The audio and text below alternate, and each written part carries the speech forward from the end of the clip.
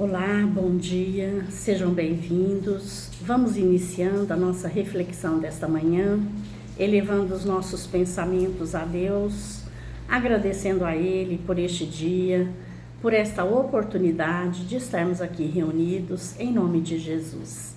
E assim, amorosamente, convidamos a todos à prece. Pai nosso que estais no céu, santificado seja o vosso nome. Venha a nós o vosso reino, seja feita a vossa vontade, assim na terra como no céu. O pão nosso de cada dia nos dai hoje, perdoai as nossas dívidas, assim como nós perdoamos os nossos devedores. E não vos deixeis cair em tentações, e livra-nos, Senhor, de todo mal. Que assim seja, graças a Deus. Então vamos iniciando a nossa leitura de hoje. Hoje nós vamos ler o livro Conduta Espírita, escrito por Valdo Vieira e pelo espírito André Luiz, e fala sobre perante nós mesmos. Vigiar as próprias manifestações, não se julgando indispensável e preferindo a autocrítica ao autoelogio, recordando que o exemplo da humildade é a maior força para a transformação das criaturas.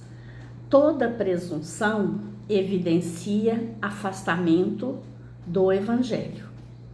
Então aqui ele fala sobre a gente ter mais humildade e a gente preferir uma crítica do que um elogio, porque a crítica ela nos ajuda a crescer, a modificar aquilo que não está bem, aquilo que não está correto nas nossas atitudes. E muitas vezes o elogio ele pode ser um elogio falso, ele pode ser um elogio que não seja realmente verdadeiro. E nós vamos estar deixando, de ter a oportunidade de nos corrigir, de nos modificar. Então é sempre importante a gente nos preocupar com as nossas atitudes, com os nossos pensamentos, a nossa fala, a nossa maneira de ser. Lembrando que o objetivo maior é o nosso crescimento espiritual. E para que esse crescimento espiritual aconteça, nós temos que estar sempre vigilantes. Nós temos que estar sempre procurando olhar para nós mesmos.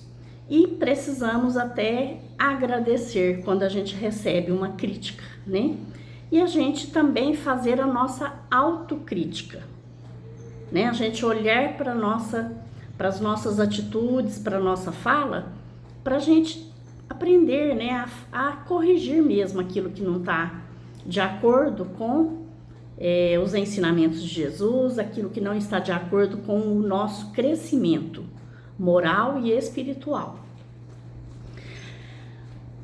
Agir de tal modo a não permitir, mesmo indiretamente, atos que signifiquem profissionalismo religioso, quer no campo da mediunidade, quer na direção de instituições, na redação de livros, periódicos, em traduções e revisões, excursões e visitas, pregações e outras quaisquer tarefas. A exploração da fé anula os bons sentimentos. Então, aqui fala, da gente não querer transformar os atos de fé, a religião, como uma coisa profissional, pelo ganho, Então, como fala que a exploração da fé anula os bons sentimentos. Então, não podemos explorar a nossa fé, a nossa conduta diante, né, da nossa escolha de fé, que seja a doutrina espírita, que seja católica, que seja qualquer outra religião, que a gente não faça disso um comércio, né? Que a gente não faça disso uma exploração profissional, porque vai anular os bons sentimentos, ou seja, as atitudes que a gente faz no bem vão ser anuladas, porque nós não podemos misturar as coisas. Temos que ter disciplina. Quando estamos trabalhando para Jesus, o trabalho ele não é cobrado, ele não é colocado, né, como uma coisa profissional, e sim como uma coisa de doação, de trabalho voluntário, de ajudar o próximo, de caridade. Então a gente tem que tomar muito cuidado com isso. E também não misturar o nosso campo profissional no meio da fé, né? Então querer fazer aquela mistura toda que acaba não dando certo, né? Porque aí, com certeza, nós vamos buscar os nossos interesses e não o interesse da religião, ou seja, da fé. Fica aí para a gente analisar e pensar. Render culto à amizade e à gentileza, estendendo-as quanto possível aos companheiros e às organizações, mas sem escravizar-se ao ponto de contrariar a própria verdade em matéria de doutrina para ser agradável aos outros. O Espiritismo é caminho libertador. Então, é a gente fazer aquilo que a gente pode, aquilo que a gente consegue, aquilo que está dentro do nosso entendimento, da nossa busca, né? Aquilo que a gente acredita ser verdadeiro, ser verdade. Então, a gente não fazer nada só para agradar o outro, os outros, e sim porque é aquilo que a gente está realmente buscando ser e fazer dentro da nossa religião, dentro da nossa doutrina.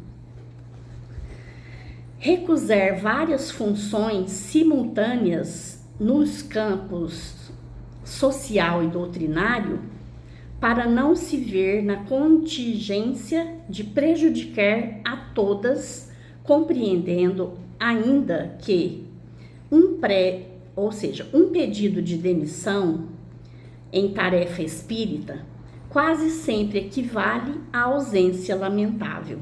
O afastamento do dever é deserção. Então,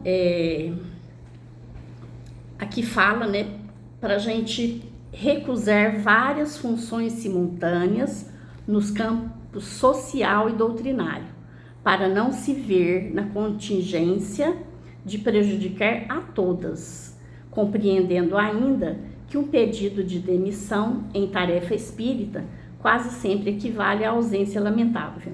Então, é a gente ter a consciência daquilo que a gente consegue fazer. Então, não é o muito fazer, mas é o pouco bem feito. Então, a gente tomar o cuidado, né, de não acumular excessos, né, de tarefas e de compromissos somente para atender ao pedido ou agradar as pessoas, mas que a gente tenha consciência de aceitar aquilo que a gente sabe que a gente vai conseguir, que a gente vai dar conta, né? Então, é os cuidados que a gente tem que ter nos compromissos do nosso dia a dia. Efetuar compromissos apenas no limite das próprias possibilidades, buscando solver os encargos assumidos, inclusive os relacionados com as simples contribuições e os auxílios periódicos às instituições fraternais.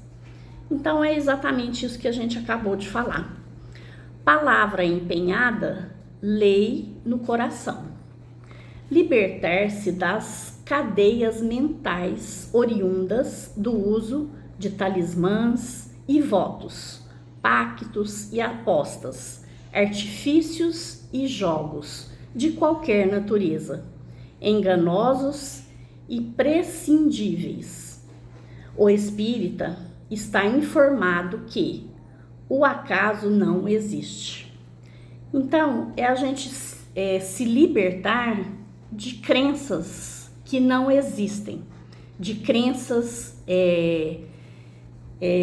mal compreendidas, né? Porque o acaso ele não existe. Se acontece alguma coisa na nossa vida que por mais que a gente ache difícil, ache que a gente não mereça, mas a gente pode ter a certeza que tudo que acontecer na nossa vida, ela tem uma razão de ser.